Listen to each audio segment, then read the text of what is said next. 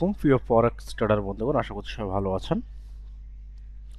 ফরেক্সের basic এবং advance trading চ্যানেলটিতে আপনাকে স্বাগত। যারা আমাদের সুইং এন্ড বেসিক চ্যানেলটি দেখছেন, যারা সাবস্ক্রাইব করেননি সাবস্ক্রাইব করে রাখবেন, বেল আইকনটি বাজিয়ে দিবেন যেন সবার আগে আমাদের ভিডিও পেতে পারেন।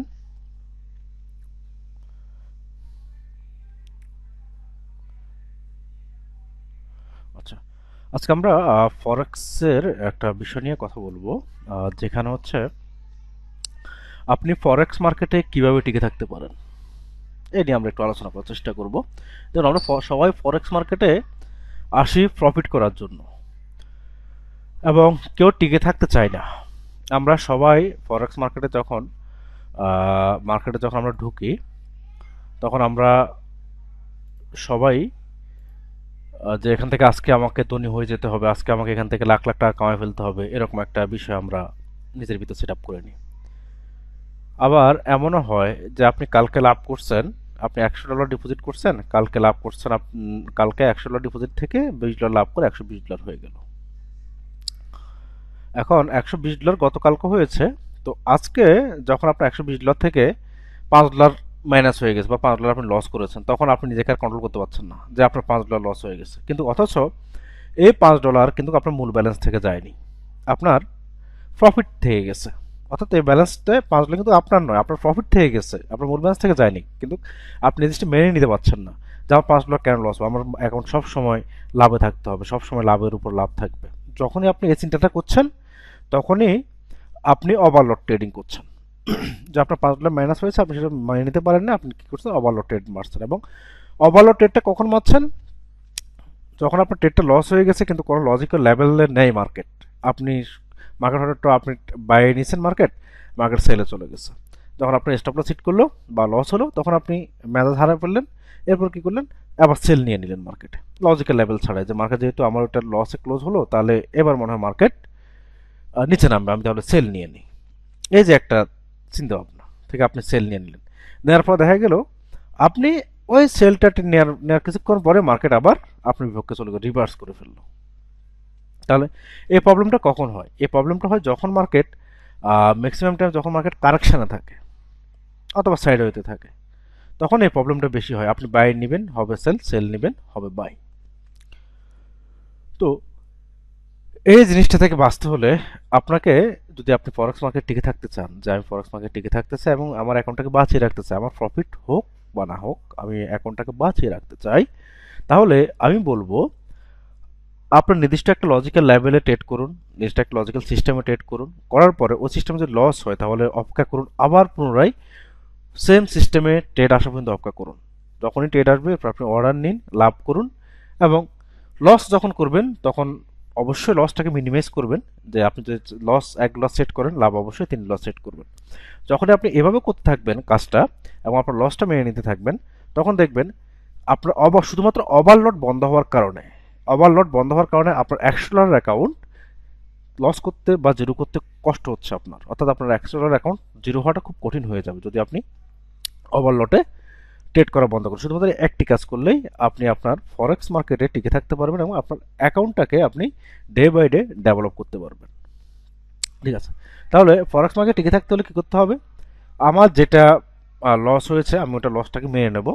আমি লসের বিপরীতে গিয়ে অতিরিক্ত অর্ডার ওপেন করব না, এবং লজিক্যাল লেভেল ছাড়া আমি অতিরিক্ত অর্ডার ওপেন করব না। আমার লস হয়েছে, মেনে নিলাম, লজিক্যাল লেভেল আসছে, আবার অর্ডার নিলাম, আবার এটাতে আমি প্রফিট করলাম, স্টপ লস সেট করলাম $1, লাভ সেট করলাম $3। ব্যাস। তাহলে দেখা গেল কি, আপনি যদি 3টে ট্রেডে একটা লস করেন, পরবর্তী 4 নম্বর ট্রেড যদি আপনার রিপিট করে, তাহলে আপনার 3টে ট্রেডের লস কিন্তু একসাথে রিকভারি হয়ে যাচ্ছে। তাহলে কিন্তু প্যারা নেই, জাস্ট রিল্যাক্সে ট্রেড করতে হবে, বেশি প্রেশার নেওয়া যাবে না। প্রেশার না নিয়ে লসটাকে মেনে নিয়ে যদি আমরা লজিক্যাল লেভেলগুলো থেকে ট্রেড নিই, লজিক্যাল পয়েন্ট থেকে যদি আমরা ট্রেড নিই, তাহলে আমরা ফরেক্স মার্কেট থেকে অবশ্যই প্রফিট করতে পারবো। এবং দিন শেষে, সপ্তাহ শেষে, মাস শেষে আমাদের অ্যাকাউন্টে টিকে যাবে, অ্যাকাউন্ট জিরো হবে না। আপনার অ্যাকাউন্ট মাইনাস হতে পারে, আপনার অ্যাকাউন্টে কিছু ব্যালেন্স লস হতে পারে, কিছু ব্যালেন্স আপনার বিপক্ষে থাকবে, কিছু ব্যালেন্স আপনার অ্যাকাউন্ট থেকে হারিয়ে যেতে পারে, কিন্তু অ্যাকাউন্ট জিরো হবে না। আপনার অ্যাকাউন্টে ফান্ড থাকলে আপনি সেটাকে আবার রিকভারি করতে পারবেন। কিন্তু আপনি ওই $5 লস হওয়াকে যদি আপনি মেনে নিতে না পারেন, তাহলে ওই $5 লস মেনে না নেওয়ার কারণে আপনি অতিরিক্ত ওভারলট ট্রেড করবেন, এবং আপনি নেবেন বাই, হবে সেল, সেল নেবেন, হবে বাই। অর্থাৎ লজিক্যাল লেভেল ছাড়া ট্রেড করলে এরকমই হয়, তখন আপনার অ্যাকাউন্টটা জিরো হয়ে যাবে। এজন্য আমরা সবাইকে বলি, আপনারা যখন ট্রেড করবেন, লস হলে লস মেনে নিন, অবশ্যই লস হচ্ছে লাভটা বেশি বেশি করুন, ওভারলট বন্ধ করুন। এই তিনটা কাজ করতে পারলেই ফরেক্স মার্কেটে আপনি টিকে থাকতে পারবেন এবং মাস শেষে আপনার অ্যাকাউন্টে অবশ্যই অবশ্যই প্রফিট চলে আসবে। ঠিক আছে, আর আমি আমার ছোট্ট একটা অ্যাকাউন্ট হিস্ট্রি আপনাদের সাথে শেয়ার করি। দেখুন, এটা আমার কপি ট্রেডিং অ্যাকাউন্ট আমার। আমি লাস্ট 29 দিনে আমার একটা ট্রেডিং হিস্ট্রি আপনার সাথে শেয়ার করছি। এই 29 দিন আমি প্রথম অবস্থায় ট্রেড করে আমি কিন্তু 60% প্রফিটে গিয়েছিলাম। এরপরে আবার গোল্ডের ঝামেলার কারণে আমি আবার আমার অ্যাকাউন্টে আবার কিন্তু 56% কিন্তু মাইনাসে চলে আসছে। আসার পরে আমি কিন্তু ওভারলট নিই নাই, আমি কিন্তু ধৈর্য হারা হই নাই, আমি জাস্ট অপেক্ষা করছিলাম কখন আমার ভালো পজিশন আসবে। আসার পরে আবার কিন্তু আমি আমার লসটাকে রিকভার করে আমি কিন্তু এখন পর্যন্ত 46% প্রফিটে আমি কিন্তু চলে আসছি, শুধুমাত্র এই 29 দিনের ভিতরে। এই 29 দিনে কি হয়েছে, আমি লাভ করছি অনেক, এরপরে আমার কিছুটা ডাউনে গেছে। এই ডাউনে যাওয়াটা আমি যখন মেনে নিতে পেরেছি, এই ডাউনে যাওয়াটা, মার্কেট ডাউনে গেছে, আমি মেনে নিয়েছি, ঠিক আছে ওকে ডাউনে গেছে, পজিশন আসলে আমি আবার রিকভার করব, সেই আত্মবিশ্বাস থেকে আমি কিন্তু আবার মার্কেটটাকে আবার কিন্তু আমি রিকভার করে এবং অলরেডি প্রফিটটা কিন্তু আমি ঢুকে গেছি।